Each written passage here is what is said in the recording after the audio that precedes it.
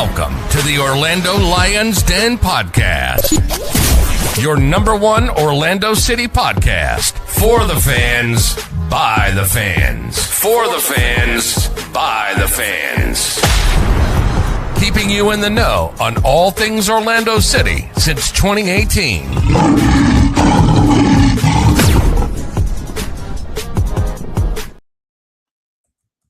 Wow. Hello, everybody. We got a very, very full cast of characters here. Cleon, JJ, Ryder, Eddie, Swag, hopefully joining in just a little bit. JJ, I haven't seen your beautiful face that's wearing a shirt in such a long time. How the hell you doing, man? Doing great. Doing fantastic. I have to say, that intro, is there anybody on that team, an Orlando City team, that plays on that intro? I mean, I don't think anybody plays on that intro anymore. We re-signed Wilder. Yeah. Oh, yeah. Okay, Wilder's still here. We got two. Okay, but I'm doing great. Doing great. Don't know what the hell's going on with Orlando City, to be honest with you. Stopped paying attention. Did not renew my season tickets. Yeah, until we decide to spend money and do something. Yeah. Besides that, and whatever. All right. It ain't a full squad. It's almost a full squad. Yeah. Swag's going to get here in a little bit, and I think we're going to get a full squad. So it's one of those things where this is one of those episodes we want to try and get everybody together for. It's usually end of the season, beginning of the season, and then throughout the rest of the time, we're just floating around, get whoever we can. But I'm excited to see that everyone's here. We're in the holiday season. It seems like Orlando City's in the season of hopefully giving us a couple gifts and some surprises. Those are some good things. So I want to get to talking about it. But give a quick hello to everybody. So Ryder, how you doing over there, my man? How's Naples going? I saw that some kid in Tampa said that you guys are called Netflix FC. Does that hurt your feelings? No. FC Naples had a good first season. It's a very interesting culture, but I was a season ticket holder and I went to 2 matches, didn't renew those season tickets. I don't know how you guys do it with season tickets every year. I don't have the time for it. I don't have the energy, and they only play 20 minutes from my house, and I ain't got time for that. So it's called neglecting your family. That's usually how you do it. Well, I don't want to neglect speaking of the holiday season. I don't want to neglect or getting away from them, or one of the depends. Well, part of the problem is I only got 1 ticket and I couldn't bring anybody with me. So yeah, Leon, I told you you're gonna give someone an epileptic seizure with that light. He either gives audio tics or visual tics. So one of the two has got to happen. If it's not the smoke detector, it's going to be the Christmas tree. Any second now that demon chihuahua is going to take a leak on that tree. Hey, is it a real tree or fake? That's a fake tree. It's fake. Play music, all that. Cleon's very in the spirit right now of Christmas. That ain't me. That I can't. Bro, yeah. That ain't me. Apparently, I just learned. Apparently, Christmas starts on the 24th. So that ain't my doing back there. Actually, last I checked, Christmas is just the 25th. But I mean, what do I know? That's what I thought too. But apparently, hey, Mike, let us have this the only time we're early. It's Christmas. That's true. I got you there. You there. Yeah, that's why Cleon started the day early too. Yeah.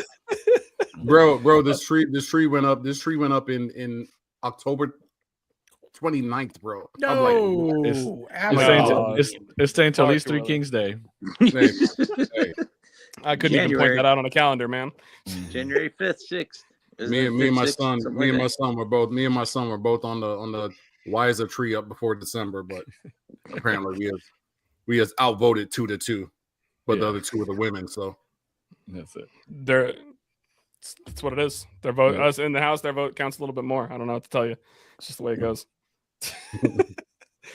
Eddie, how you doing, my man? We got interior decorating with Cleon. Everything. You doing all good over there, man? I am just tired. Doing some Christmas shopping today. Going to the dentist.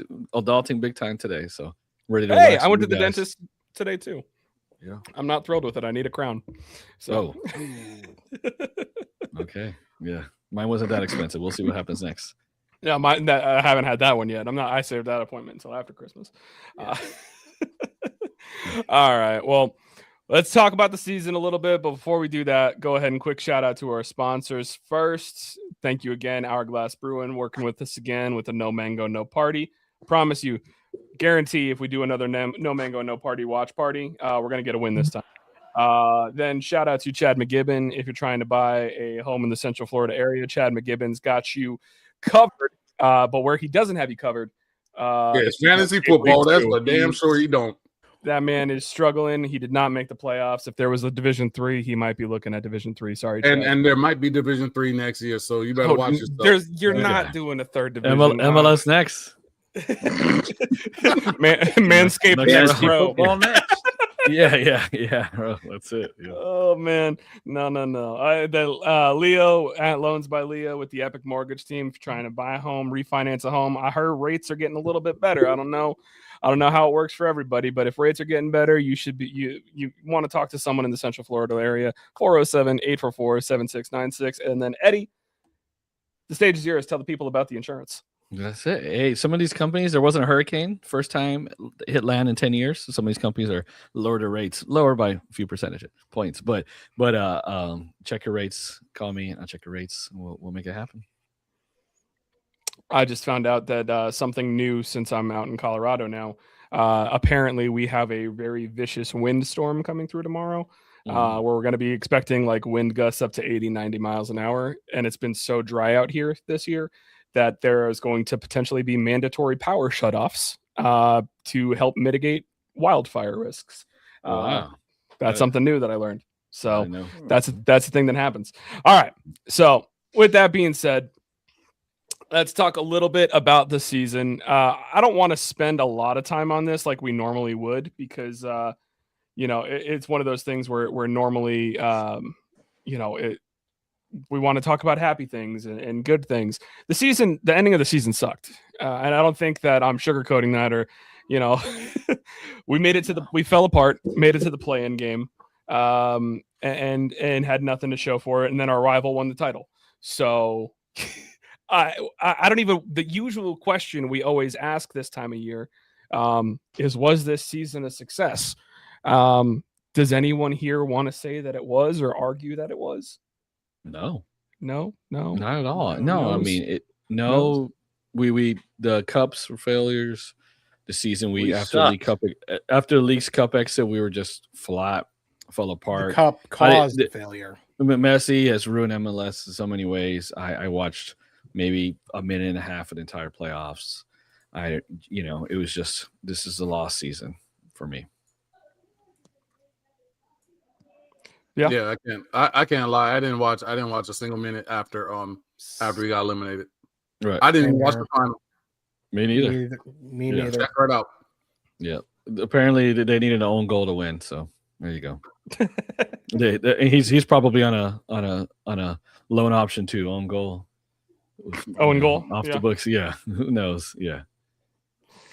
I just think soccer has fallen apart in the United States, from the World Cup tickets to MLS and Messi. Everything is just, it seems like soccer is just, people aren't, me as a soccer fan, a big diehard soccer fan. I was just in Portugal in October and I went to beautiful, by the way. Huh? It looked beautiful, by the way. Yes. I saw you posting pictures. And I went to the Portugal-Ireland game. And I sat 3 rows at Sporting Lisbon's stadium, Alvalade, and I only paid 36 euros for it. And trying to get here to the World Cup just to go see Colombia versus Portugal in the nosebleed sections at Hard Rock Stadium, it's going to cost me $3,500. Ridiculous. Soccer to me has become a money thing here in the United States. And that's why even, I gave up my season tickets. I gave up Orlando City. I hate to say it. I'm still a diehard fan, and I'll be always a diehard fan. But going there and watching them not perform, seeming like they don't care to play. I'll be honest, probably the last quarter of the season, I really didn't give a hoot and nanny about Orlando City. I mean, all it is about money, and the Wolves, that's all they care about is filling their pockets in. Hopefully Ricardo does something, but I mean, I think his hands are going to be tied, even if he tries to bring in some good players and bring in, from what I'm seeing, it doesn't. I mean, these players, Thiago and whoever, Octavio, and this Red Bulls goalkeeper that they're trying to bring in. I know we're talking season review, but I'm kind of already jumping the gun here. Jump the shark already. You're good. Yeah, but it just, to me, I just feel like we're still going to be in the same. We're getting players that from Brazil or wherever that are not, known, are not. Yeah, we're great. I mean, look at Marin. Marin was, he sucked. All these players that we get, they're not developed to the full potential yet, and it's like Oscar to me is not a coach that will develop these players. And everybody you see in these playoffs, they have players that are already developed, that are already good, that are taking them to the next. We're basically, I feel like we're a farm team that have to develop these players, and then when they're developed, they're gone, and we're never going to go anywhere like that. So for that, might as well just bring up the boys from B and try to develop them and let them play in the MLS instead of spending money and everything. So to me, I think MLS is, with the Messi effect, is falling apart unless you bring in some good players from Europe or some names. MLS I think is falling down, and Apple and all this stupid stuff with Messi. It's getting ridiculous.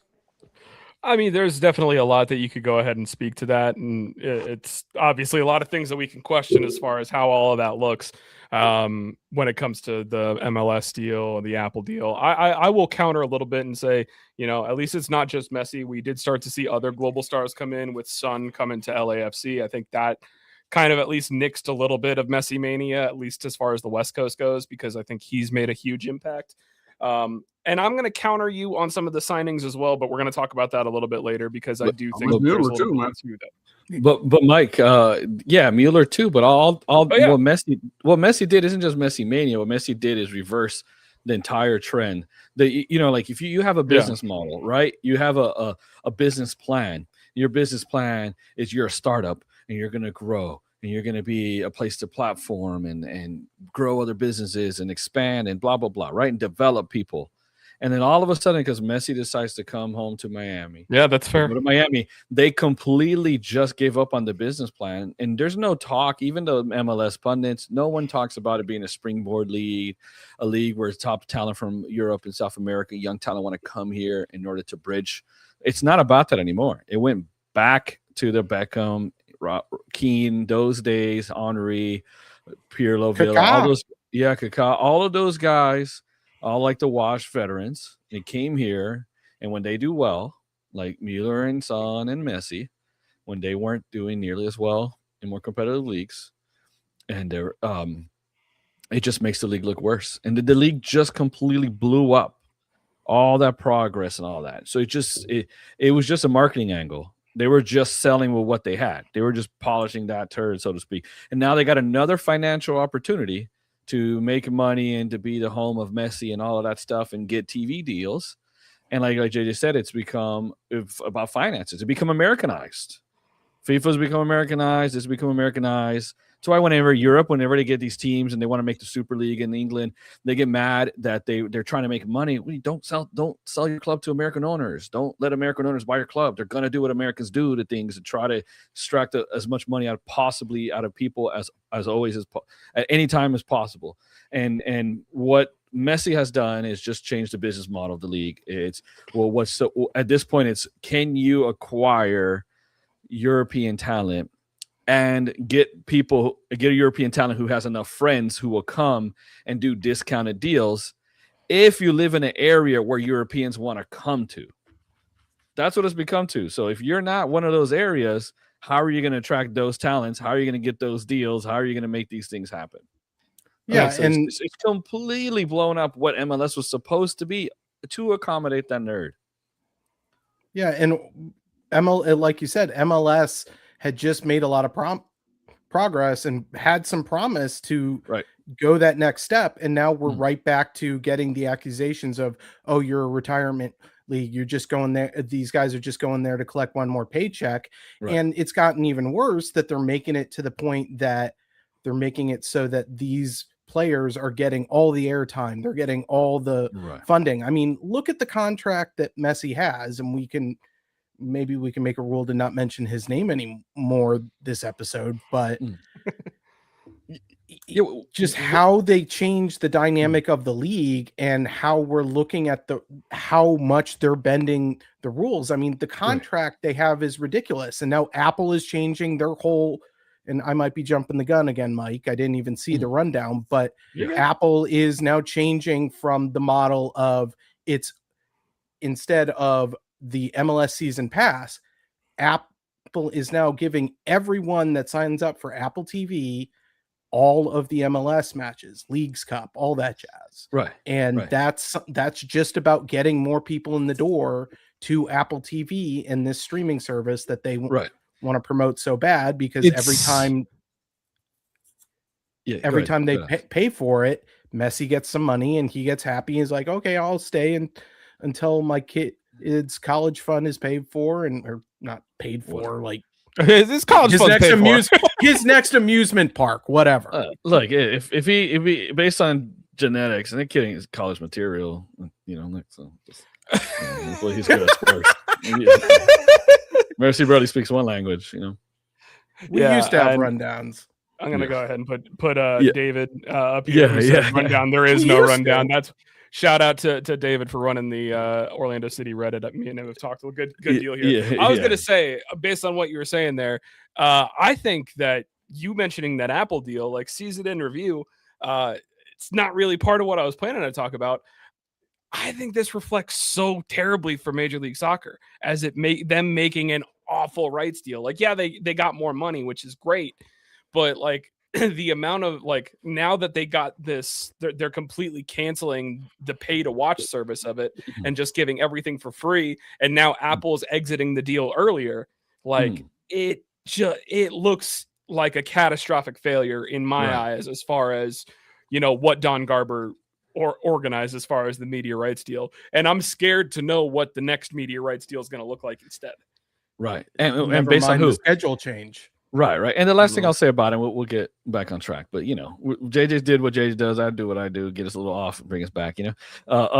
So when you're supposed to create a competitive league already within the framework of a single entity league, and the league's financial success is determined on one of the participants, one of the competitors, right? How is that a functioning idea for a competitive sport, right? Why?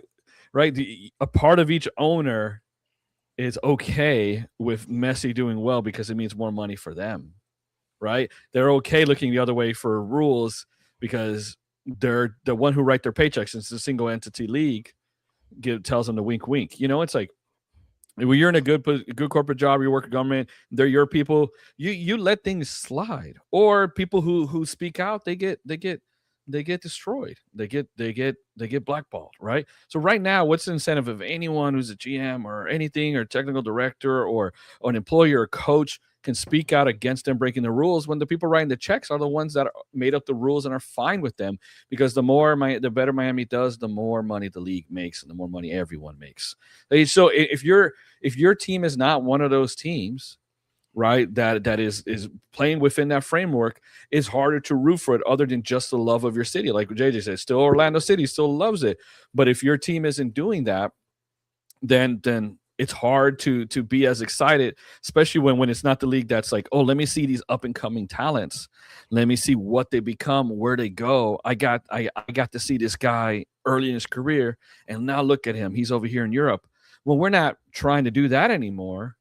Then that's another facet of MLS that's been taken away, in my opinion. We've traded Alphonso Davies for Yeah, exactly. We've backwards. Yeah. Why do we tune in? Well, we're never going to have the amount of good players that Europe has, so we're just going to get them at the tail. We're back to that, which is an inferior product. Before, we were just leaning in. We're inferior, but we're building. Now it's just we're inferior but messy. So it's really, I mean, it's dampened, and it's really dampened overall, like soccer overall and Orlando City and everything, you know, in my opinion. And the way the season went, it was just like a damp squib, as the British say. And it just fed into it, man. So we're here because we're sick. You know, we still love it, but man, there's a lot of rebuild. There's a lot to do to kind of get that juice going again, man. Let's be honest here. Yeah, and one thing that I kind of, what a segue I just gave you. Yeah, no, you really you teed it up pretty well. And that's that we're looking at wholesale changes, you know, like granted, the biggest wholesale change that a lot of people online, some people on this podcast have said is, you know, Oscar Pareja. They want Oscar Pareja out. They think that, you know, that's the only thing that's going to make things better. He's gotten us as far as he can take us, which, you know, merit in that from a lot of people. You try to stay relatively neutral. But he did lose one of his assistants, Fabian Bazan, just mutual parting of ways. Go ahead and no more kisses. Yeah, no more kisses. No more kisses. I'll bring that up so that way I could go ahead and show off some graphics, because I made graphics, guys. That's what's that's you know, the big deal here. Talking departures. You know, old guard, a lot of people that have been here for a long time. Pedro Gallese, gone. Cesar Araujo, gone. Rodrigo Schlegel, I said this says pending, not pending anymore. Officially announced by Atlas today, gone.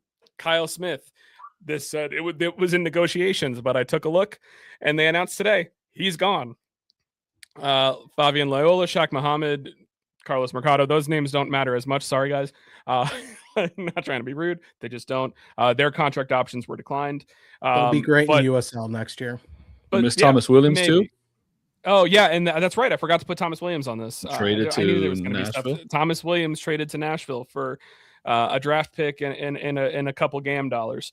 You know, so there's so much movement of what left here. And you know, we lost a starting goalkeeper. We lost 3 starters and 2 utility depth guys, and then a couple of young pieces as well. Those are things that are kind of super important, and there's more changes that honestly need to happen. So I'll open it up here. Anyone shocked by any of these moves? Anyone, how are we feeling? Do we think that these are the kind of right moves that we need to do when it comes to a reset rather than a rebuild? Because I believe that was the terminology that Ricardo used in an interview with Mike Gramajo earlier this week, or the last week. So read that if you haven't. Very good. Do we feel like we are resetting properly with some of these moves? Absolutely. Pedro, Cesar, Rodrigo, and Kyle, they were all great contributors. They were starters at one point in time, but it was their time to move on, and I think we did good by all of them. I think we also did good by Dagger Dan. I think that was a very good piece of business for us because he had fallen off of the starting 11. He was in and out towards the end, and sending him to Montreal for a decent amount of money that we're going to get to use on some talent is going to be helpful for us. Cleon, what are you thinking?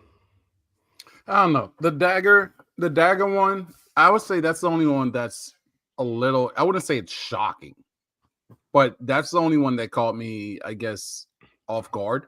I can understand maybe he asked out, you know, but for me, right.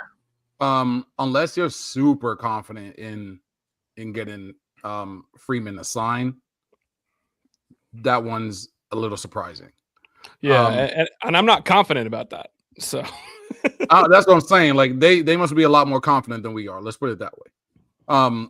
Because for me, I don't see why you do that unless you're pretty sure that you're going to have him at least for this season coming.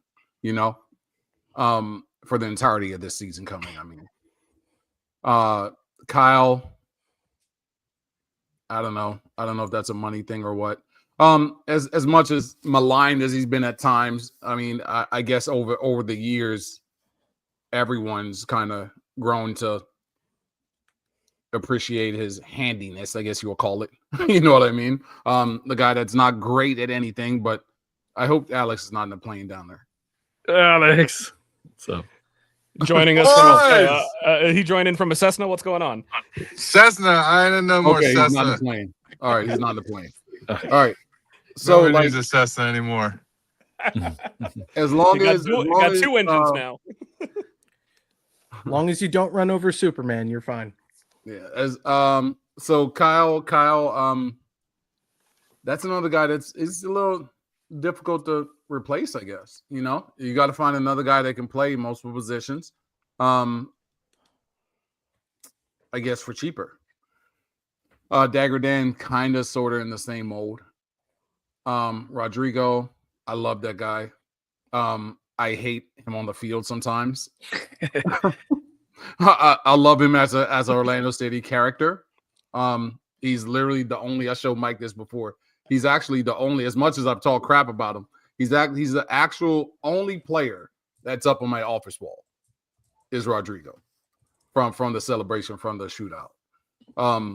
But I mean, this guy, you know, he's erratic, to be kind. I'm surprised. I'm surprised I'm surprised at Janssen coming back. Really interesting. Yeah, I was surprised by that too. I'm surprised at that. I feel like he's a bit old. We were talking before the show, and it sounds like it's for less money. Yeah, I mean, to me, he slid, man. To me, he slid a lot last year, and I wouldn't expect him to get better. I would expect him to keep sliding. You know, I understand. I'm positive we signed him for less money, but at the same time, with a guy with that type of stature inside of the club, I feel like if he's here, you almost have to play him. You know, so it's almost like, even though he's signed him for less money, it's almost, he's one of those types of guys that's just because of who he is here, it's almost like his position's just locked just by name and only. You know what I mean? And I feel like both our center backs, we need to upgrade. So yeah. I don't know. So that one, it doesn't surprise me he wanted to come back. I didn't expect him to want to leave, but I'm surprised we brought him back. Well, Swag, you just joined in from fresh off the plane. How do you feel about the players that are currently exiting Orlando City? You were up in the air. I don't know if you got the news that Schlegel's officially gone. Kyle Smith's officially gone as well. Kyle Smith's gone? Yeah. Yeah. He was flying, guys. Don't be mad at him for not knowing. Dude, I flew from Houston to basically South Dakota today. Wow, your arm was supposed to be tired. Crazy day. It was like 8 hours, but yeah. Eddie, for that, hold on. Eddie, get out of here. No, I'll say Kyle Smith being gone, man. That's crazy. I mean, I thought we would keep him because I mean he offers good depth. I mean he was serviceable for sure. I don't know. Maybe he wanted more money elsewhere. I don't know. I thought he would end his career here in Orlando. So yeah, been here 7 years. It's crazy. I'm pretty shocked at that. Schlegel, as long as we get the upgrade, which I can't imagine they wouldn't, I'm not too worried about that. Listen, man, the season ended so bad last year.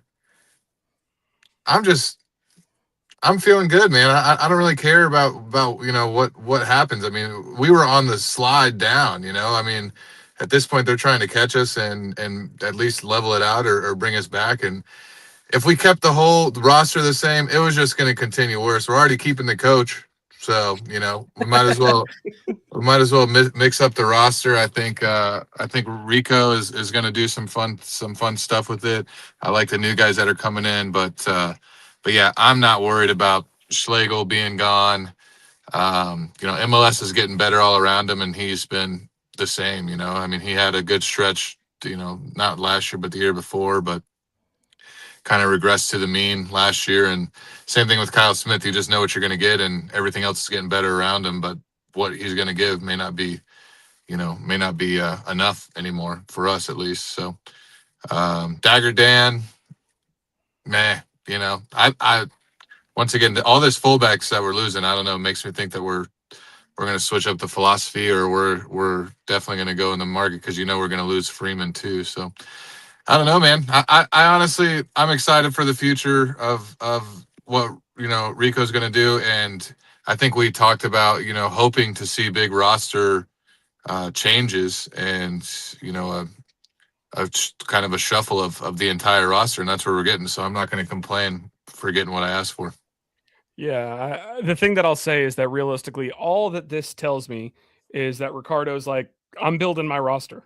Like this, a lot of this is Moosey guys potentially. He wants to build the roster that he wants, So that I think is what it kind of gets me the most excited out of what I'm seeing here. Is that I think that's what we're at least attempting to get with this. Yeah, for me, as far as that, I think like a lot of these guys, like honestly, we've said this for years, are most likely guys that Rico's on the brought in anyway, but they're probably guys that Rico had to come to an agreement with somebody else. You know what I mean? Guys that they could agree on together and come to like a median ground instead of some guys that maybe he wanted, but maybe someone else didn't. You know what I mean? And now he doesn't have to. I mean, maybe he had to answer for Moosey had to agree with them. Oscar had to agree with him. And now, I'm sure he still would like to run things by Oscar, but if he doesn't want to, he doesn't really have to. You know what I mean? And he has complete control at this point. You know what I mean? So I don't want to make it sound like we're saying like, oh, all these guys are here to not Rico. I mean, Rico brought all these guys in. I think Rico did the majority of this work anyway. It's just like I said, he probably had to, it was guys that he had to get other people to agree with him on. Can also, I say one thing? Go for it. Say two if you want to. I'm looking at everybody. Hey JJ, I miss you, brother. Hope you're good. It's crazy. 5 out of the 6 people that you're seeing right here made the playoffs in their respective league. So that's interesting. And JJ, make sure you win this week, brother, so we can get you back. I'm gonna win, so I can make it back to League One or the Premier League of the man. JJ's going up. JJ's going up. Sorry, Leon, you knew it was coming, brother. Leon, get sacked in the morning. Get sacked in the morning. I don't know. So I don't know. I don't know. I mean, hold on. Who didn't make it? Somebody down there for being only one of the Cleon? 2 people in this entire pod that have never won anything in this league and have been in relegation position before. Sure talks a whole lot. I don't see any Alexes with a shield, and like a couple of y'all, one of you for sure, and maybe both of you. Hey, Cleon's still mad about CJ Stroud. He's hitting the theme of the pod. We got to talk about the past. Yeah. Yeah. Anyone have anything else to add in regards to the departures before we talk about something coming in? Yeah. So like Rico in that article, Micromile, if you haven't read it, he's talking about 20. We want to put a star over our crest in 2026, but we also have to think of 27 and 28. We don't want to overspend, right? And Rico's like he likes that guy Munchie, right? Munchie's a guy with I think he's at Villa now. He was at Sevilla. He's really good at finding deals, people on freeze, getting people and then selling them on. So that's not big spending. We haven't spent big. And I don't think we're going to. We're spending some on the U22s, which is a good use of cap space. But we have a lot to do. I get why you want to change these people. I think they've kind of maxed out or peaked here. Like Cesar probably. Pedro's not as good. Rodrigo's probably peaked. And you want to change the dynamic, right? Sometimes if the locker room is stale, you change the players, you change the coach. So instead of betting on the players, they bet on the coach. So they're saying the coach can get the best out of the people, not the players. So getting ready to coach and say, look, we have the players to get it done. We just need to change the coach. They bet on the coach. But Papi doesn't have his the Bazan brothers anymore. He brought them with him. We remember, Cleon, when we were seeing who they brought, who was the coach. We saw the Bazan brothers first, remember? We saw their Argentinian mullets. Yep. And that's how we noticed who they were at first. Remember that when they announced them? Yeah. So they're gone now. So it's you. Rico's in charge now. A little Portuguese. I think Papi's Bunda is gonna be a little hot. Get that little. Gonna be roasting some of those Colombian nargas there. And Colombian, what? Nargas is another. It's Puerto Rican for butt. Bunda is Brazilian for butt. So I'm saying he's on the hot seat. And at this point, Rico. Over here. Yeah. Rico's putting his stamp on the squad more so. Like we know we got Rodrigo. He told a story about how he was looking for someone else, and Rodrigo got dove and got his face kicked in, and he was like, "Who's that guy?" If we hadn't said that before, that's kind of the story. So we know he's had a stamp on these guys, but like you said, it's a little different now because he's going direct with Oscar. He's still got to make sure Oscar likes these people, is what he said in the article. But he has a little more leverage, right? They're his people. So there's a lot of places need to be filled because Dagger and Kyle cover so many spaces, right? Yeah. And Brecalo was injured last year. Brecalo gets international duty, and honestly, hot take, I don't know if Brecalo's better than Rodrigo. People want to think so because they have their mind made up with Brecalo. And I mean, with Rodrigo, Brecalo looks more athletic. He looks more the part, but I haven't been convinced of him as a center back. And then with Janssen, Janssen used to make horseshoes, but now he looks like he's running with horseshoes, bro. Yeah, he is. Yeah, he is. Oh boy. So it's a lot. We have Gam, we have this, we have Tam, we got ham, we got whatever, green eggs and ham. We got all of it. And so we're using the U22 well. So Rico's got he's got a lot of work to do. I hope Santa gave him some extra gam or something. I just want to go on, but there's a lot to do, man. Mm-hmm. I just want to go off of Eddie. Eddie, you're incorrect. In Portuguese, bunda is not but. I said Brazilian. Portuguese. I literally said Brazilian. I didn't even say Portuguese. Okay. I said in Brazilian. He did say Brazil. And that's why I said in Puerto Rican because in Portugal they say nalgas and they say we got it from you then. Here we go. There you go. Nalgas and cu is what butt is in Portuguese from Portugal. But I'm going to go off of you. There's another one, so connected. I'm happy to see Rodrigo leave to talk a little bit about the players. It's great to see him. Kind of like what Cleon said, love him on your team, but you also hate him on your team because he's a hothead, but he's also the type that, gets in the people's skin like Desmond Bain does now with the Orlando Magic. Love him but hate him. I'm happy Dagger Dan. I liked him because he could play in a lot of positions. He was like our Iron Man, kind of like Kyle Smith, but I didn't like Kyle Smith. I really didn't think Kyle Smith was a great player. I'm happy to see him gone. So I'm kind of like Alex Swag, where I'm happy to see these moves and everything. The Colombians, I mean, we still have all the Colombians here. From Ivan Angulo to Tuesta to who's the other one? Nico. Muriel, who's doing interviews now that I just saw in Colombia. We'll get to him. I don't know what he's doing, but he should be actually learning how to run and kick a ball into the back of the net instead of doing interviews. But the Colombians, Mandarin. We still have 4 or 5 Colombians on this team, along with the coach. And hopefully Ricardo. He just 2 foot in the whole country, bro. That's crazy. Hopefully Ricardo. I think Ricardo's gonna, like you said, Eddie.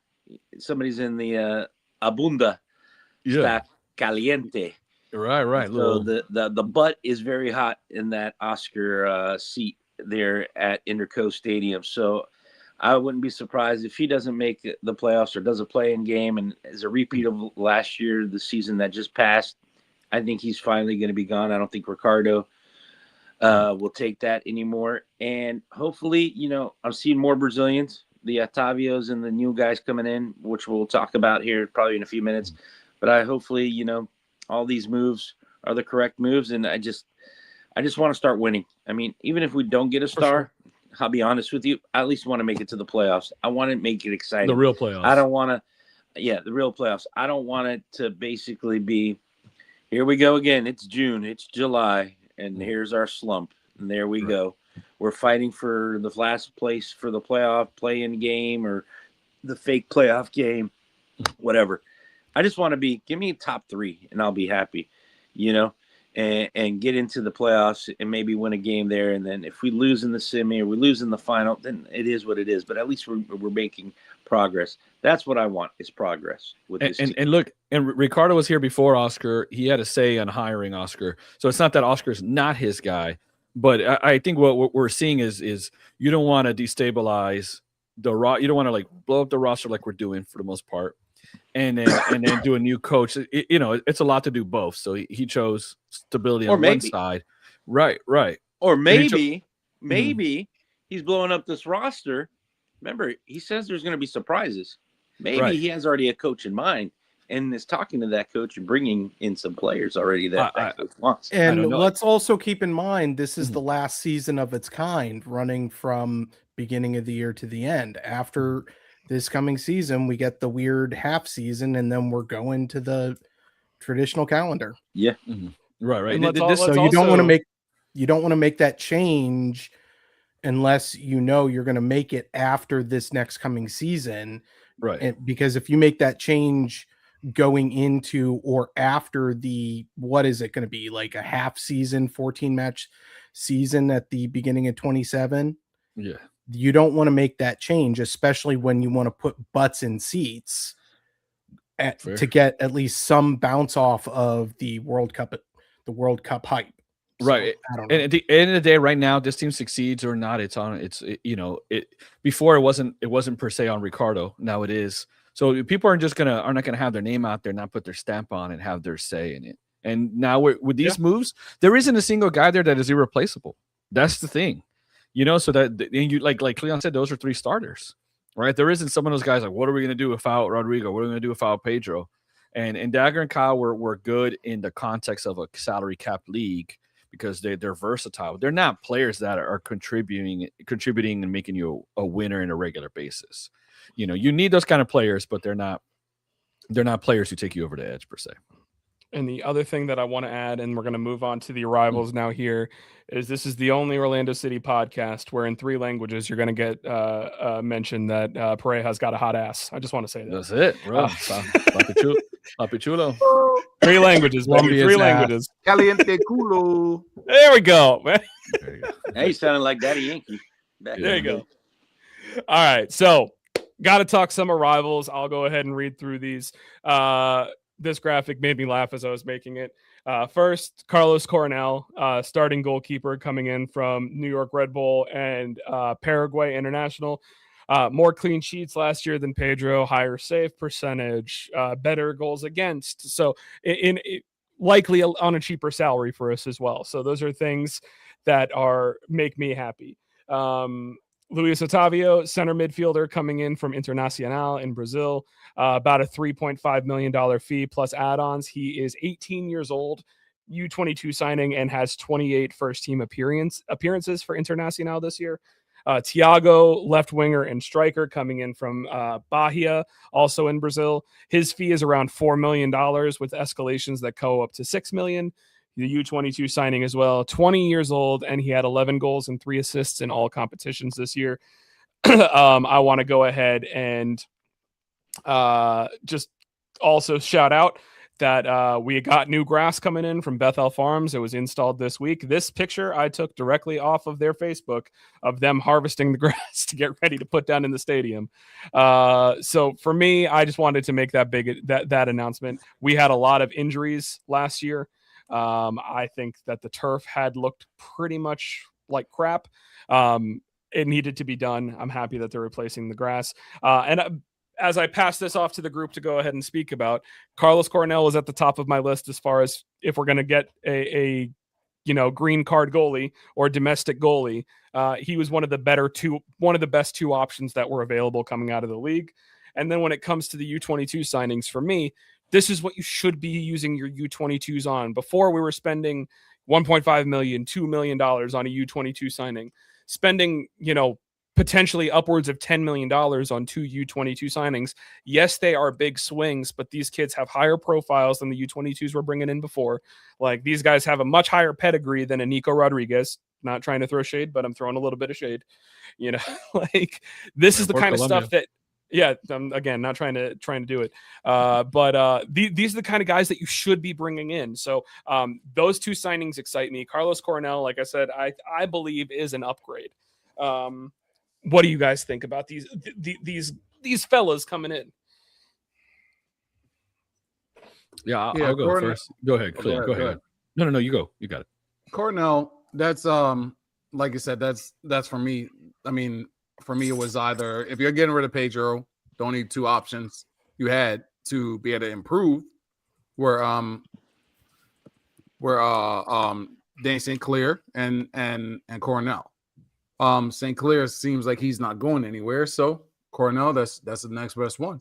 It seems like he's not going anywhere, and he also is likely going to be either a max TAM contract or a DP.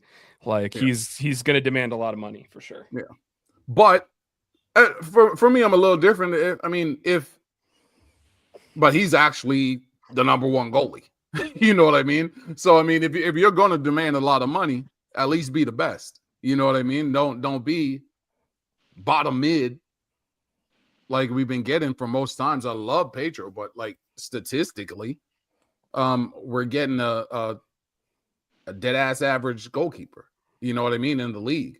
For the last few seasons, it's been that way. He's had games where he's been completely on his head. You know what I mean? He's one of those guys where it's all or nothing. You know? So you need somebody with a little more consistency. Even if they maybe don't have those absolute highlight reel games like Pedro can have at some times. But they also aren't going to give you the 5-0, the 4-0, and where it looks like, what the heck are you doing? You know, completely out of position. Things like that, not coming out and grabbing crosses and things like that. That put us in a lot of bad spots. The last two seasons, the season, not this past one, but the one before. I mean, remember that horrible start we got off? I swear, like 4 of those were completely Pedro. Completely. You know what I mean? So he's that point where he goes, he's too streaky for a goalkeeper for me. You need someone who's just more consistent. Even like I said, even if he's not going to give you those once in a while, just complete stand on their head type of moments, you know, I'm going to miss him in shootouts. That's for sure. I don't know if Cornell has that in his bag or not, but on a day-to-day basis, I mean, you got to do it. You got to do it. So I'm completely happy with that move. We're good to go. We're good to go with that. I want another backup though. I'm not. I went on the backup. I'm not with this Otero stuff. I've been saying that forever. Get me somebody solid back there. Don't worry, you'll get to talk about who you're thinking about soon. So we got 2 first-round super draft picks. So we have how many? 2, don't we? No, we have 4. Oh, we have 4 first round picks. We have 4. We pick at 5, 9, 14, and 20. Oh yeah. Gosh, where'd the 5 and 9 come from? The 5 is us. 5 is an absolute fleece. We got it trading an international spot to the LA Galaxy at the beginning of the season. We traded them an international spot and got back the 5th pick, the 5th pick, and like $200,000 in GAM or something like that. When they thought that was going to be worthless because they were going to be picking at the end. Yep. So we got that from them. We got pick 20 from Nashville for the trade for Thomas Williams, and we got pick 9 from Houston for the trade involving Mikey Halliday. Yeah, how you guys feeling, Otavio and I want to say this correct. How do you say Tiago? Tiago. Say it, bro. Say it, JJ. Tiago. Okay. I'm gonna say it white as hell. It's Tiago. I was gonna say Tiago. So all right. Otavio seems more sick, right? You Luis Otavio. Yeah. Otavio, I've only, of course, I mean, obviously, I've only seen highlights and things like this of him. Seems a little more 6. So he is. Yeah, he definitely seems more 6. Is he gonna start over Wilder? I don't know. We'll see. Yeah, he's not a kind of player that I look at coming in and like, oh, he's going to be a starter right away. I think that he's a for the future signing, and he's going to be good depth. He's going to get minutes, and he's going to take over. I just don't think it's going to happen immediately. But when you're spending that amount of money on a player, you are expecting that he's going to play a role. Having a young guy like that come off the bench and learn is going to be valuable, especially in the heydays of the summer when we're down people and we need the depth for all these midweek matches. I think he'll shine in the summer. Yeah, Wilder is coming back. We didn't even speak of that. Coming from an Achilles, yeah. I feel like that dude. I feel like that hurt us a lot this past season, man. Him not being there, because if you really think about it, that's past season before we finished our best ever. That was him, bro. You know what I mean? When we went to those double sixes, him and Cesar, that dude was he was it for us, man. When he was in there, we were completely different. We obviously weren't going to go double sixes this time, even if somehow Cesar was going to stick around, because now we had to play a little different. We got Ituesta. But if Wilder's anything close to what he was, I mean, Otavio, he's got his work cut out for him. You know what I mean? To try to get that spot. Then Thiago, I don't have too much to say on him. I know. I've seen highlights of him. It doesn't seem too flashy or anything like that. But Bahia fans, they're not happy he's gone, so that's always a good sign. Yeah, they're not happy that he's gone, which is always good. And I will go ahead and say that obviously Coronel is going to come in and immediately be the starter. I would say Thiago is going to be the one who's going to come in and also have a higher likelihood to win a starting job. Because our left wing position is just so abreast with talent. I did hear that. I did actually I didn't hear. I saw a video. I don't even remember where, but they were talking about him and they said they play him at the 9, but he's really not. Yeah. So you could take that however you want. Yeah, I mean, he could end up playing striker for us, but I think he's more likely to be. We brought him in to be a left winger. Yeah, they said they used him as a 9 almost exclusively, but he's not really a 9. So yeah, because I don't know if that's like Pato, Muriel type of I'm not a 9 or real 9, or if they mean like he's a winger. I don't know. Yeah, hanging out as a false 10 kind of thing. Yeah, like my thing for me obviously is like I can't sit here and still trot Angulo out there every single game, to start. I just can't. And Spicer's great, but I don't know if Spicer's a starter. He came in and gave us a spark, but did he just give us a spark because Angulo gave us nothing? Like, is that what it is? Is he actually the guy? Because, we also talked before the season that we thought that, before he got injured and from what we had heard, Yutaro Sakata was going to potentially play a role and was competing for starting minutes. We didn't get that out of nowhere. That was stuff that we were hearing. So, then he got hurt and then things changed. And then it was just the Angulo show until the trade deadline. Then Spicer came in. I just don't think that it's a strong position for us. So I think Thiago has a potential to come in and just come in right away and potentially starting. So I hope so because I mean it's not a knock on Spicer and Sukata, but it's a little bit of a knock on Angulo. When you got all your competition loading up with the guys that the types of world class players they're loading up with, and we're talking about Spicer, Sukata, and things like this, we're in trouble if you ask me. You know what I mean? Yeah. So it's like if those guys can improve Angulo, I mean Angulo too. But I mean, if that's what we're talking about, like we're trying to pick the best out of those 3, for me, that ain't it. Yeah, true. True. All of these guys, it's a good use of cap space. With the U22, but it's hard to assume either one of them are going to be very huge this year. That's true. Like Caesar was the only U22 that really hit the ground running, right? Enrique took a little bit, right? And he's a streaky player, but we have seen when Nico hasn't really contributed much. Colonel Sanders over here, the goalkeeper, he's obviously going to be a starter. And then Otavio, is Oscar going to trust a teenager to play the 6? Because Atuesta can be good on the ball, but defensively very mediocre. He needs a lot of that guy's got to be in lawnmower. He's got to cover a lot of grass to offset for Atuesta. And Oscar's not that brave all the time. He's just going to be risk adverse. And then Thiago, since he's older, a little more upside in a position of need, but it's still how does he adapt to this? Isn't the best offensive system.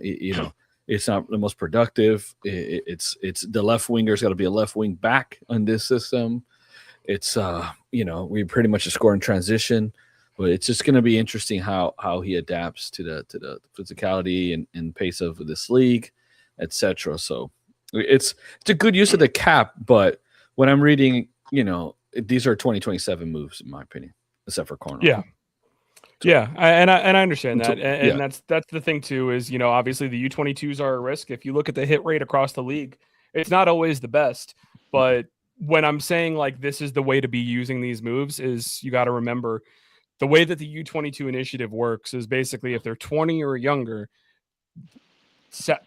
transfer fee doesn't matter, salary doesn't matter. They count against the cap for $150,000. That's it. Right. Like so, you can get high quality players. Yeah, exactly. That's like 2.5 Kyle Smiths, because he got a raise in his last contract, if I remember correctly. True. So that's why you want to go ahead and it's take a bigger swing, because if you're using it on a guy that costs 1.5 million or $1 million, like you might not, it might just kind of look like you're not really taking that big of a swing, but you don't. It's not a guy that you believe in is going to be a big deal potentially. Right. Exactly. So. That's my take on it from my brain when it comes to cap.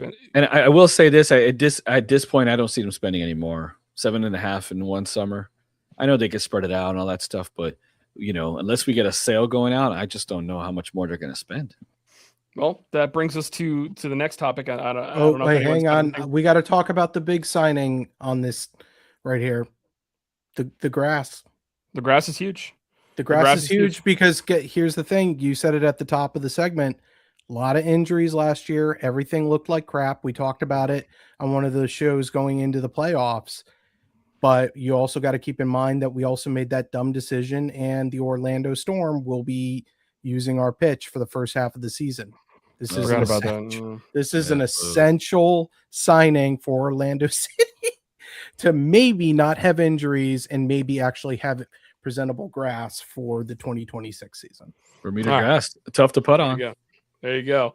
All right. So last segment that I have planned outside of shout outs, I brought up the wish list. Put Ricardo on here because we're building in his image.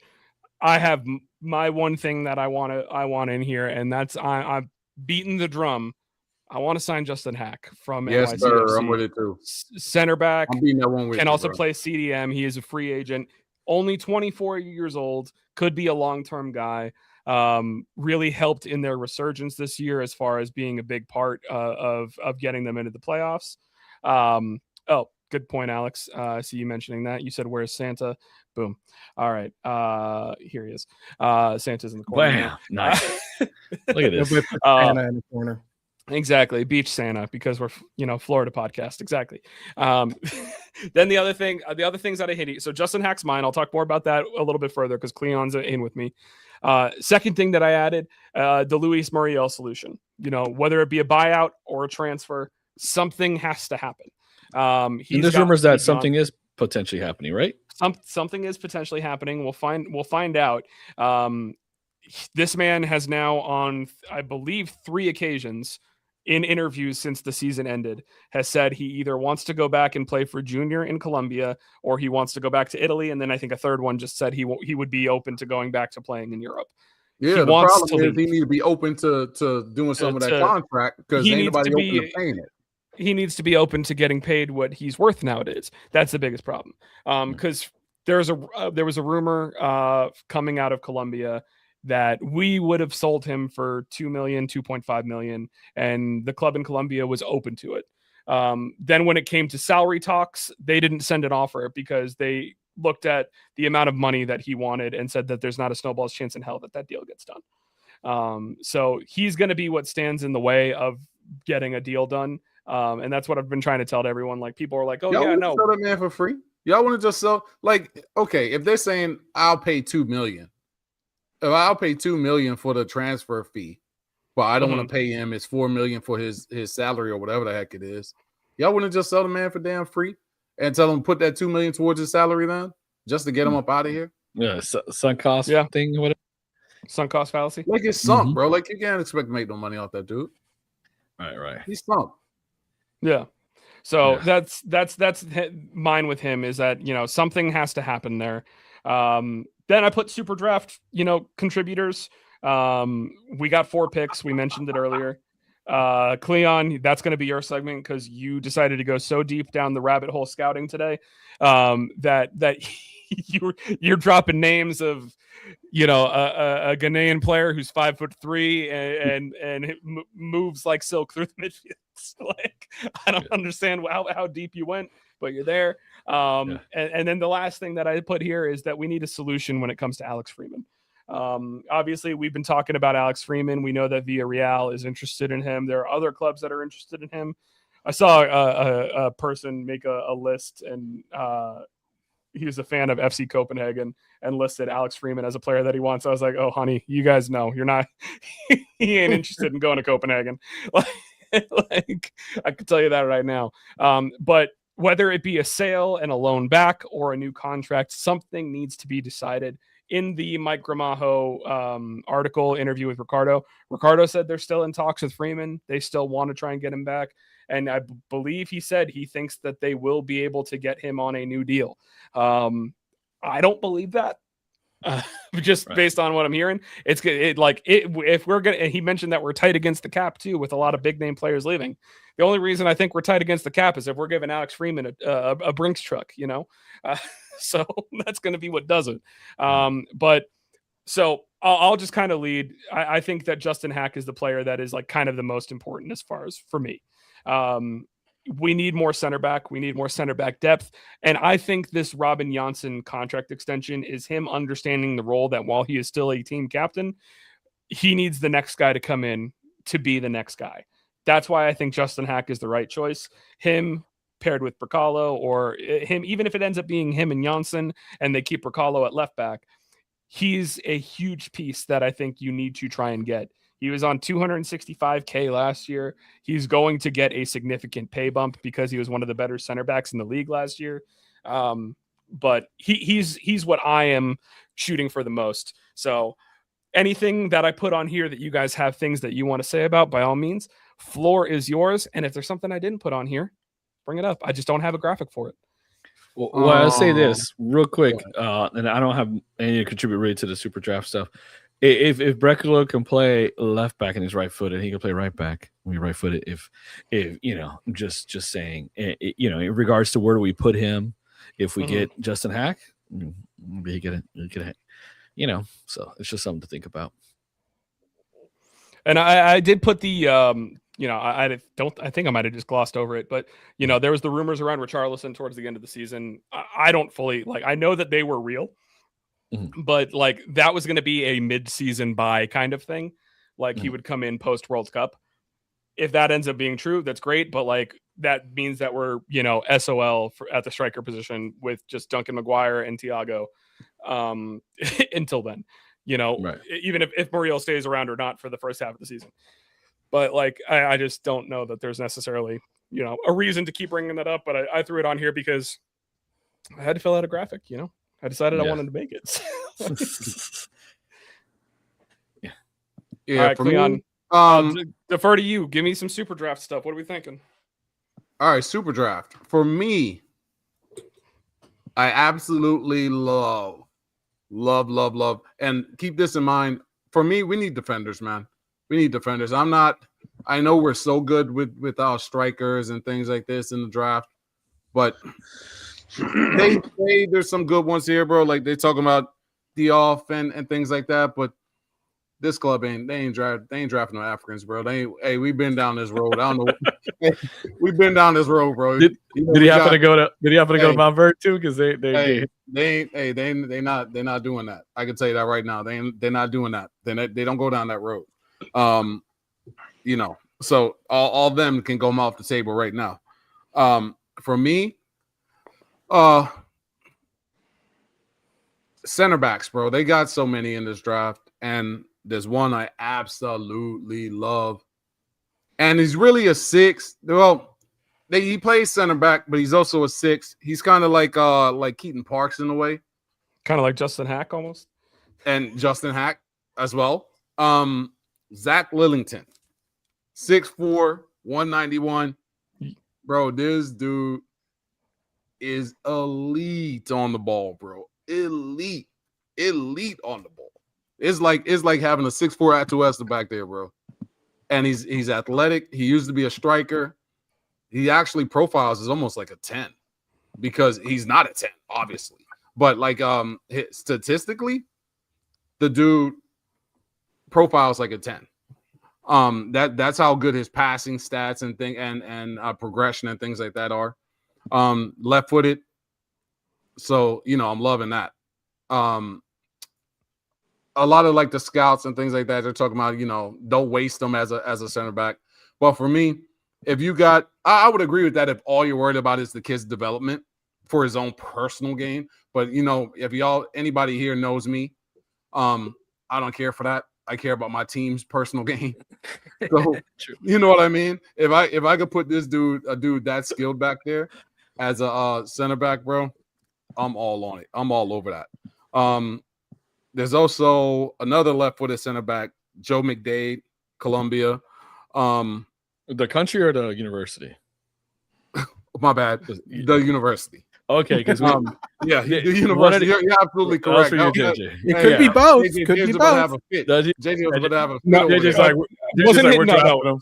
It couldn't have been both. I'm pretty sure he said his name was Jake. Yeah, my bad. Yeah, that's on. That one's on me. Defender, grades out like pretty elite as a defender. But for me, I love the Lillington kid, bro. Goalkeeper. You showed me the highlights of him earlier. I think we need another goalkeeper too. I think we need to develop more goalkeepers back there. I don't trust any that we have outside of Cornell now. And Andrew Samuels, also, he's Princeton, 6'5". Dude had like a 90. His save percentage is up around 90 or something like that. He's pretty. I talk about his GPA with Princeton. We're talking Princeton, Cornell, Columbia. It's just. Yeah, I know. Excellent shot stopper. Dude's real good with the ball at his feet, things like that. So, only 20 years old. Nice. He used to be, I think he used to be in the Earthquakes or something like that. I think he used to be like an Earthquake Academy kid back in the day. They got some strikers out there, like I said, Dioff, Burko, guys like that. For me, I don't know. They don't strike me too. They don't strike me too much. So for me, if we can pull with those 4 first rounders, we can pull Lillington, Samuels at goalkeeper, McDade, another more center back depth, and then just get I just take a quick something on any of those attackers at the 9, maybe even the 10. If you see somebody that likes you. That you like a lot. I think that's what you got to look at realistically. Yeah. Your goal has to be get one attacker, potentially 2 midfielders or 2 defenders, one defender, 1 midfielder, and a goalkeeper. That's got to be realistically what I think you're shooting for. Yeah, they got one last one. They got one little fun one. I can't see a first round, but they got the little. Like I said, we ain't drafting our Africans, so this is definitely just a dream. This is definitely just a dream, but they used to call him. Guy named Messi, Ransford Gian. How can he say his last name? Gian, yeah. Gian. Hey, Eddie, and he's Clemson. So you know. Did he go to where or no? No, he's not. Okay. No. No, but he was actually ranked at one point. They were talking about him being like the top talent in America. They're like coming out of high school because they brought him. It's like a Mount Verde situation. They brought the dude over from Ghana and things like that. But fun little dude. If nothing else, he'd be awesome to watch at OCB. Well, David here says that he thinks he's the top 3 pick in the draft. Oh, look, he agrees with me. Little guy named Messi. Hey, bro. Hey, this is hopes and dreams, bro. Because like I said, we ain't picking up no Africans. my thing with him is I just worry about him being 5'3" and the physicality of MLS. Like that's my big point with that. But Eddie, you know what? That might be outdated. That might be an outdated take. Because I forgot Moosey's gone now. Oh yeah, we'll see. That actually might be an outdated take. He went to St. Benedict's, so I don't know what that. Yeah, because the beef was Moosey and Mount Verde. So yeah. So, I think 2 other kids are going to Clemson again this year. There you go. Yeah, that pipeline. All stays. right. Anybody else got any thoughts as far as things that you're wish listing on? What do you JJ? Who's the top guy in Portugal that we want to be going for right now? Nobody. Wow, Marine didn't work. We're just too cynical. Like, look, nothing. Forget JJ not renewing season tickets. The fact that he don't have 15 Portuguese guys lined up that we could take, that's how checked out JJ. They broke his heart, man. My thing is they've had opportunities to get players. They've had opportunities to get good European players, not even just Portuguese, but good European players to come over here that have gone to other teams in the MLS. And, what's the point of having a partnership with, at first it was Benfica, Stoke City or whatever. Now they're with Sporting Lisbon. We're going to have some of their players come over here on loan. We're going to have them train. I haven't seen one single damn training with the Sporting. We sent our MLS players over there from OCB and everything to train with them. But, I don't understand these partnerships. I guess it's just to send our players over there to train with their teams. But I'll be honest, it's pretty bad when there's players here in America that are going over. We had a partnership, I guess, with Louisville FC. They were even purple back in the day. They got our USL license. And they couldn't even get Josh Winder, the 16-year-old kid, the wonder kid that Benfica signed. And basically this year, next year will become one of the starters at Benfica under Jose Mourinho. And right here at our home, and where's our scouts here in America looking at these young talent kids, and Benfica paid, I think, $8 million or $7 million, if I'm not mistaken, to Louisville FC, something like that. Probably less. No, maybe $1 million tops. No, I think it was more. I'm actually going to look it up right now. But still, the bottom line is there's players here that, that we can be able to get here in America or even in Europe for less money, and that will do probably better. But I'll just continue supporting and continuing to see, us be the laughing stock in while Miami continues to sign whoever the hell they want over there.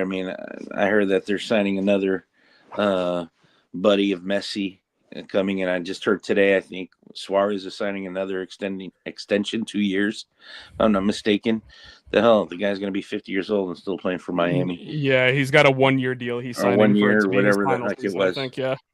So Winder joined the Portuguese team for $1.2 million, correct, and add-ons, the largest transfer fee to date for a USL player. So I don't know. We got players here that we can get and whatever, and we're just let them, even those guys, go. Heck, I would have paid $1.2 million for Orlando City for this player, who now is going to be playing in the. And then you look at players that leave here, even though they Laren, Benji, even though Benji, and I don't know where he's at, but I mean, they went to Europe and they played, even though they didn't play in top tier teams, but they played in top leagues. So I don't know, but we stick with the Ivan Angulos and the Nico Gonzalez and the Luis Mariels and pay them all this money and have the Colombian thing. So cartel. Brown down there looking crazy. I finally got home. He got out of prison at least. Yeah, hey. Yeah, 23-1.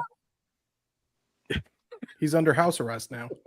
There's your I know y'all ain't talking about me like that. Yeah. Where are you at? You at home or are you at a hotel in South Dakota? I'm at a hotel. Oh man, what they do? Treat you to a Motel 6? Is that a Motel 6?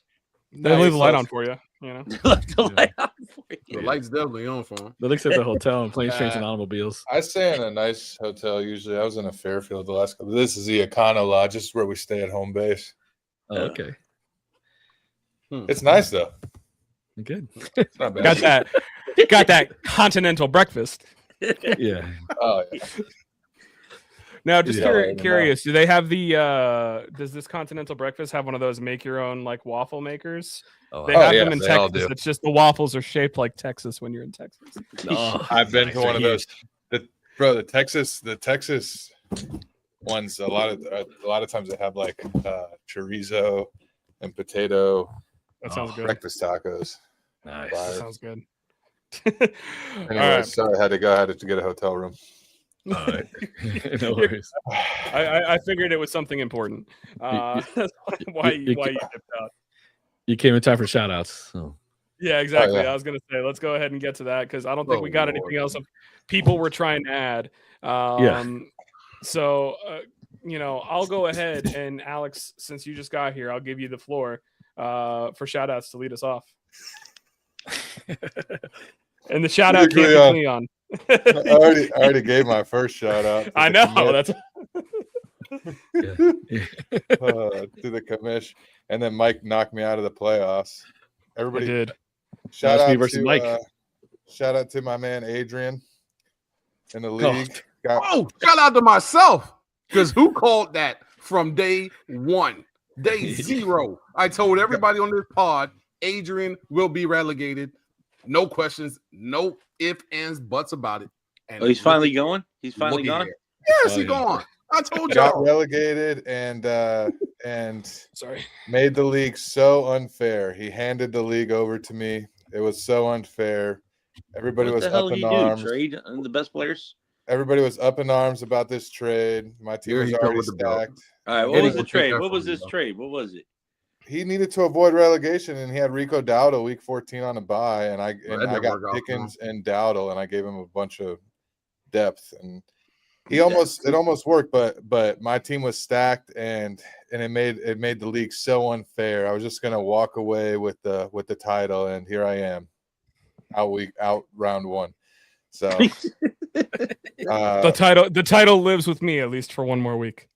Shout out to relegation fantasy football league because it makes people do crazy stuff at the end of the season. And if you're clinched the playoffs and if you're clinched the playoffs before week 12 or after week 12 and you got 2 weeks to go and you're not scouring those bottom teams in the relegation, trying to rip them off, you ain't playing this game right. Am I right, Cleon? We can agree on that. Hey, Cleon, are you about to get relegated down? Bro, I'm already. Come on, man. Come on, JJ. Don't ask me no questions. He acting like he wasn't close. He was. Bro, I've never finished. I told y'all this already. I've never finished even bottom 3 ever. Just remember, I'll be back. True or false, Cleon? I'll be back. True or false, Cleon? True or false? That's this true. Is all I need. That's a fact. No, I just need a true or false to this next statement that I'm going to give you. True or false? Going into the final week of the season, there was a chance you could be relegated. No, there was not because there was no chance I was ever going to lose.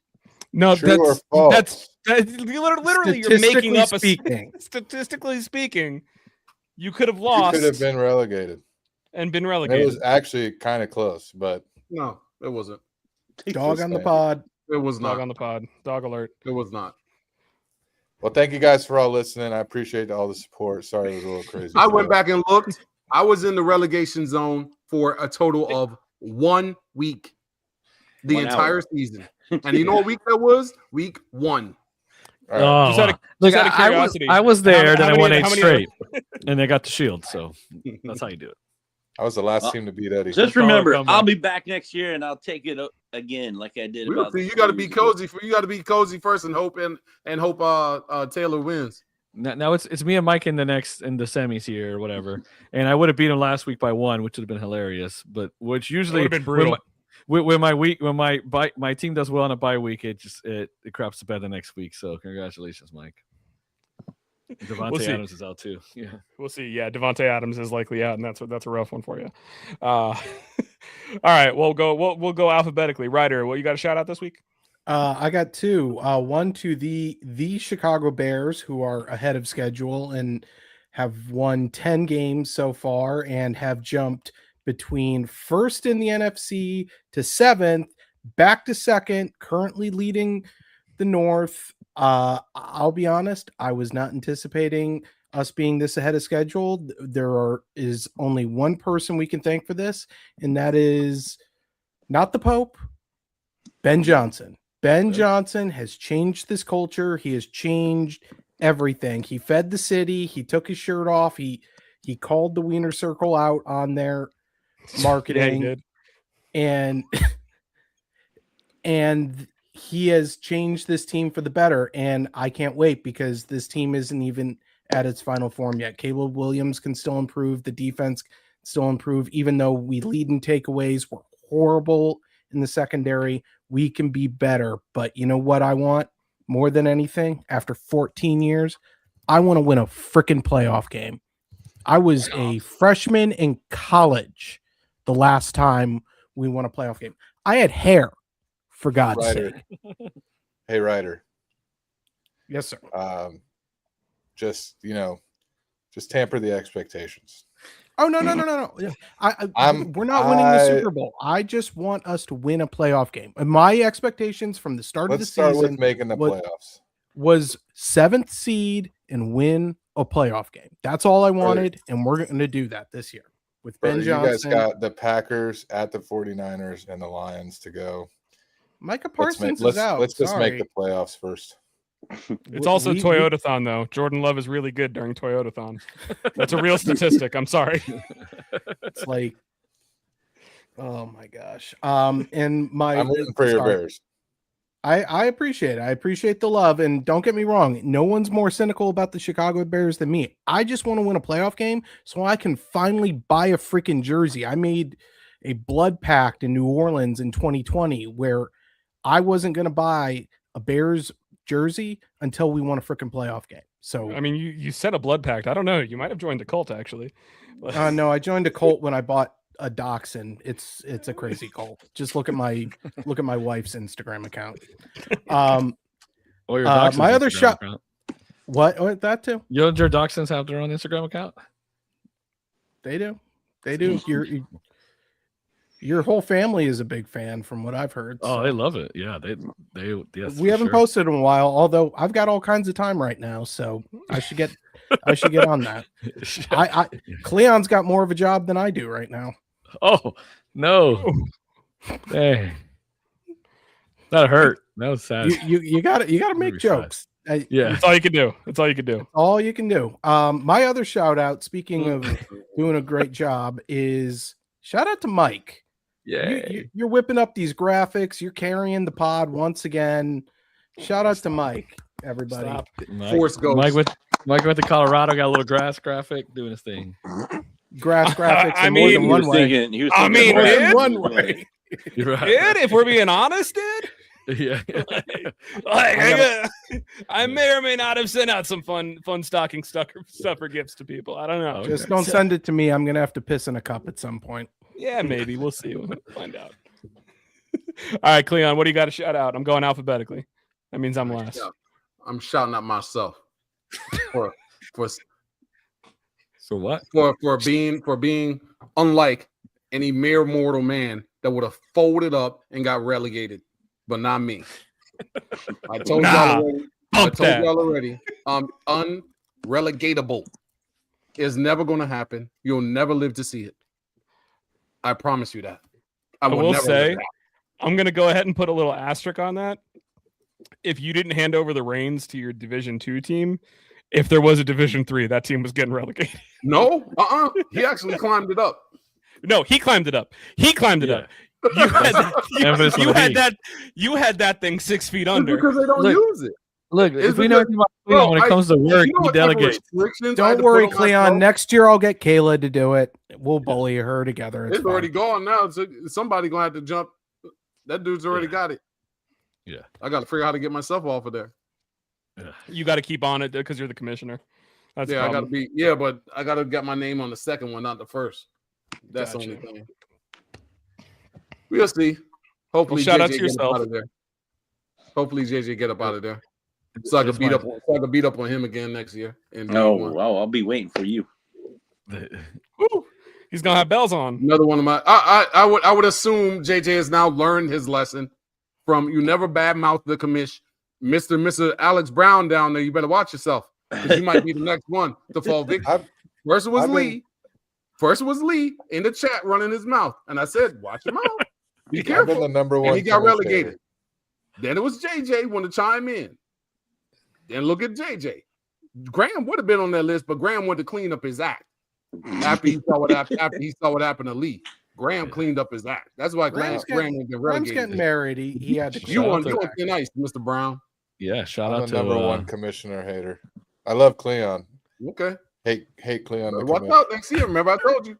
Write it down. Okay. Yeah. Shout out to Graham on graduating as well. Go ahead and give him a little love there. But okay, so that's what we got. We got Cleon, Mr. 10th place Cleon. There we go. Eddie, what do you got? Shout out to myself. 8 straight. Won the Shield. Right? They'll call it comeback. It used to be at the bottom, now at the top. So yep. So I'm proud of myself. I don't think that's how the saying goes. You botched that really bad. Right. Yeah. That was a elder millennial rap right there for you guys.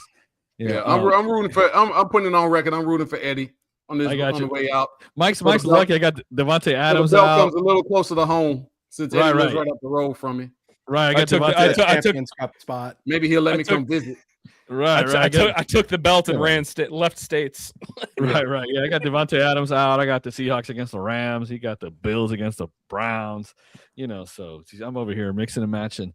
While Cleon was out there explaining away how he barely didn't get relegated, I went and put a waiver pick, so I appreciate that. And shout out to Alex's sweater, Kristen's sweater. That's fantastic. It's lovely. So shout out to him. And then that's all I got for now. That's it. Just a little shout out to myself and Alex's sweater. And to the fans, and for you guys, those of us who renewed our season tickets, we're sick, man. And for you guys, I'm actually slightly jealous. You guys have not the nargs, but the balls to let it go, because you can find tickets everywhere. But me and Alex, right, Brown? Alex moved his tickets right next to me. He might go to 2 games right there. My ticket, I went down to 1. We went down to 1 from 4. We're right there. Right over my shoulder, right there in that D, Alex, me and you, in the D next year. Oh, look at you guys, right in the D. On that D. Right in the D, on top of the D. Eddie's going to get so many free tickets. Guys, all I got to say is if you want to go see people do tricks on the D, go ahead and hang out with Alex and Eddie over there. Anyone who's listening this late, you guys. My daughter's literally 10 inches away, and she just turns her head like, what the heck? I thought this was a soccer podcast. Cleon, anyone listening at this point, they had it coming at 128, and you're it's a school now. Your daughter's up at 10:36, so you know what? That's on you, buddy. That's true. You did get called out a little bit right there. 10:36. Go to bed. All right. Let's try and wrap this thing up. To the fans. We're going an hour and a half. JJ, what you got, man? All right. So I give a shout out to myself also. I am 1 win away, basically, of coming back to haunt Cleon. And I'm looking at, back in 2020, Swag, you only had 2 games. You would have been relegated. Thank you. Thank you. Alex, to be fair, hold on. Did he not drop out? He did. He dropped out after that year. Yeah, he did. He dropped out. Where did I finish? A win. And that one? Here we are talking 2020? about the past again. Yeah. In 2020, you had finished in a whopping 12-1. Oh yeah. You were 12-1. Yes, you were. And then in 2021, You of won the course, fake title. I see. I know JJ has one. I know Eddie has one. 12-2 in 2021. I was the Shield winner. I don't have anything. That's right. And you almost got relegated again, Cleon. You were fourth to last. You were 6-8. That's not close. That's not close. Yeah, you were down at the bottom. Seems like you're at the bottom a lot. And then in 2022, once again, 5-9 got relegated this year. I've never won less than 6 games ever. I'm just saying 5-9 got relegated this year. That's how tight the league was. So 2 teams that were 5-9 got relegated. From 21 and 22, I was again Shield winner. I've won 2 in a row. So I'm coming back. I'm coming back. And I want to thank Trevor Lawrence for basically helping me out this week and giving me 54 points. Because if not, man, I would have lost. I would have stayed in the second division. So, yeah, our boy, he was kind of pissed off at me because of Trevor Lawrence winning. But, hey, it is what it is. I'm now in the semifinals. I win this weekend. I'm favored to win. But, Derek, I'm sorry if you're listening. Sorry for the Trevor Lawrence ass whooping. That's my boy. Go Jaguars. Next week. Cleon looks so cute putting his little tiny trophy see-through up while Mike's down there with the belt. I'm literally I'm holding the belt, and I did my and that was a reference predominantly for Cleon and Cleon only. I was doing my Cena walking into Hammerstein Ballroom holding up the belt. That was just straight up while he's getting booed and pelted with beer. But this is the best right here. JJ's the only one with this trophy, FYI. Well, what is that trophy again? That's the relegation trophy. Y'all have never seen it before. Relegation trophy, the toilet bowl. There you go. The toilet bowl. That's great. That's awesome. I'm the only one that has this trophy and the Shield trophy. Now, what was got 2 shields and a relegation trophy? He got top and bottom covered. What was the other trophy that only lasted for 1 year? Can you enlighten the general public what that one was? Oh, I forgot about that one. Oh yeah, who has that? Did that go to Holly? Did that go to Holly? I think is who had it, or was it Daryl? No, I think it was Matt. I don't remember, but I forgot about. I'll put in the group chat. Who has that? The ball sack trophy. Yeah, the hairy ball sack trophy. Manscaped original. Yo, I forgot all about that one. There you go. That's a good memory to end on. If there's anybody that it shows a lot of people are still listening. Oh man, sorry guys. but thank you guys for being here the entire time. Shout out to yourselves. Shout out to everyone for enduring the season because it was a very long one, and they're going to get longer. It seems like as that's the play because we're in Leagues Cup and Open Cup again next year. That was the last little bit of news from today. Obviously.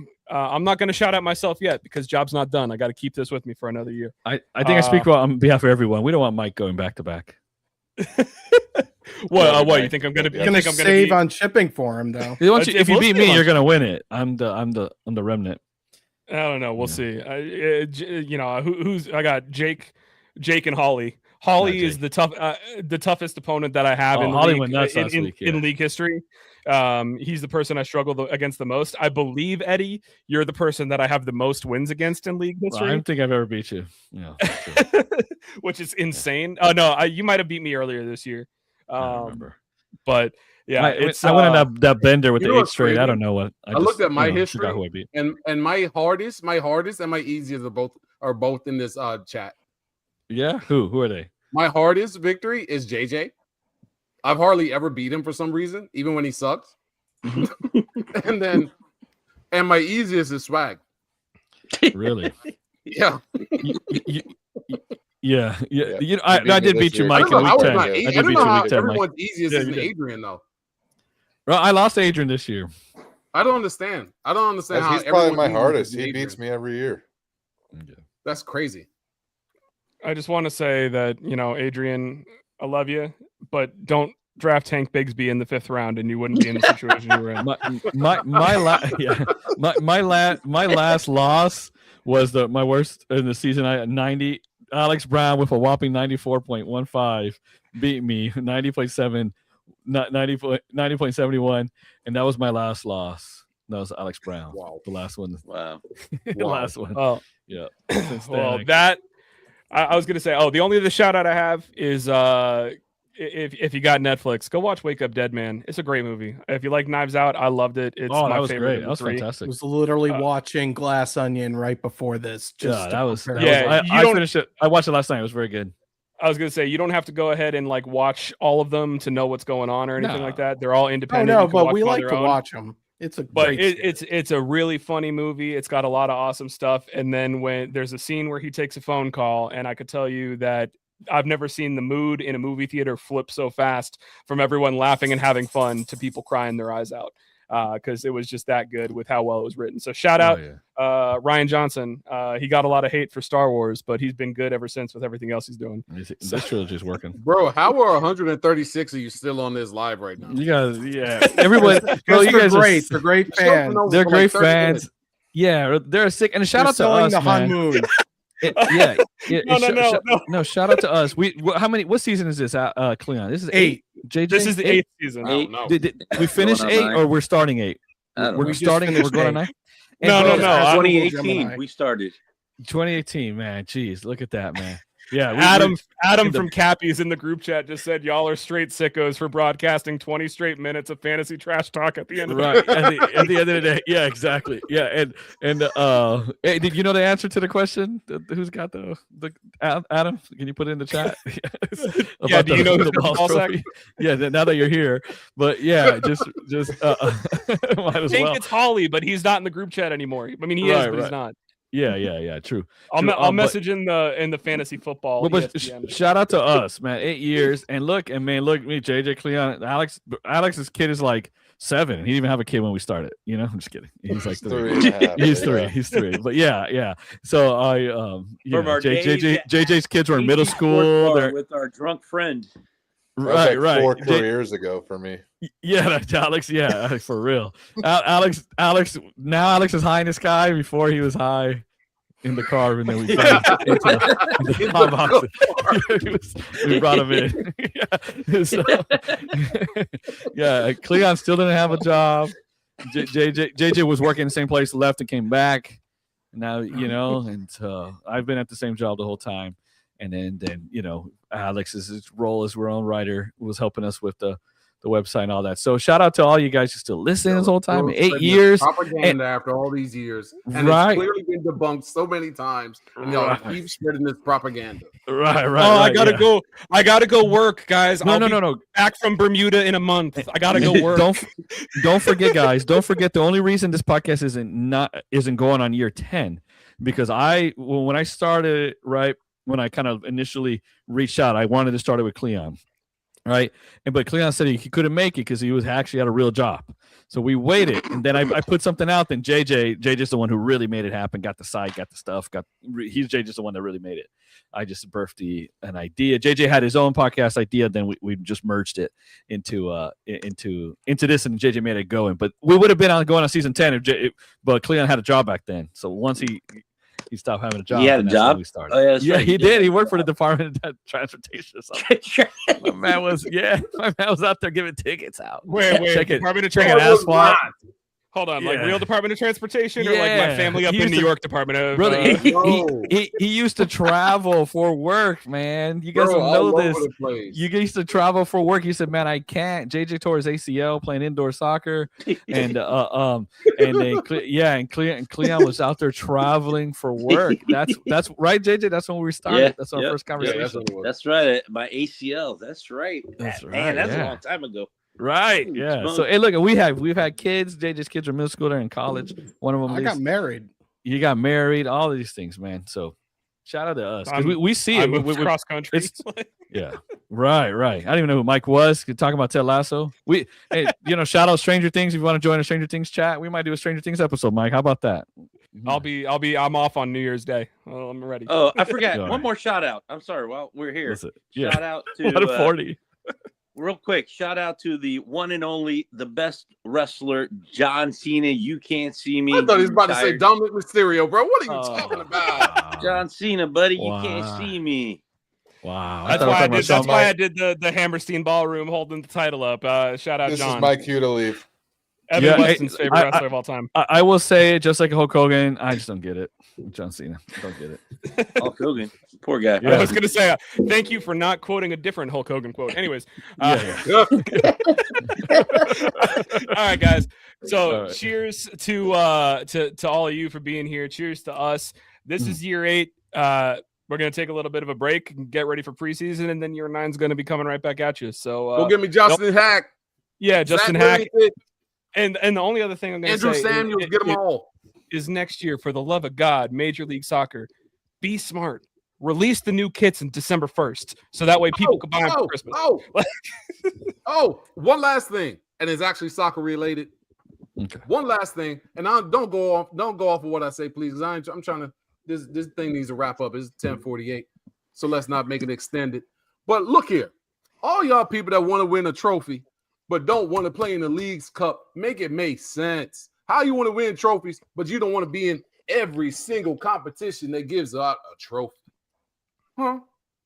Make it make sense. Because make sense. we've gotten screwed by the refs twice out of the 3 years, and both times against Miami, and it's clearly staged. So Brown said it last year. Brown said it last year. Just give up on the League's Cup. It's going to ruin our season. He was vindicated, bro. Got to give Brown that one. He was very vindicated in that statement. We went all in League's Cup, and then everything fell apart. Yeah, hate to tell you. I guarantee it was going to fall apart either way. Right? Are you going to say something? Cleon, I will respond to that in the season. I'll tell you what. Who knocked us out of the League's Cup? All right. See you guys later. Thanks for joining. Happy holidays. Merry Christmas. Happy Hanukkah. Happy New Year. I was gonna say. Hey, why don't we say Happy Kwanzaa? Don't forget Kwanzaa, guys. And to quote Smokey Robinson, Happy Chanukah, whatever that is. Yeah, right. Yeah. That video came up on my feed earlier. It's hilarious. And Adam, since Christmas is on the 24th, I'll see you at the movies on the 25th. Yeah, apparently Christmas is on the 24th. Now I just learned that. So go see Marty Supreme. Yeah. All right, guys, take it easy. Vamos Orlando. We'll be back next season. Thanks for joining us this week on the Orlando Lions Den podcast. Don't forget to follow us at Orlando Lions Den on Twitter, Facebook, and Instagram. See you next week in the Den.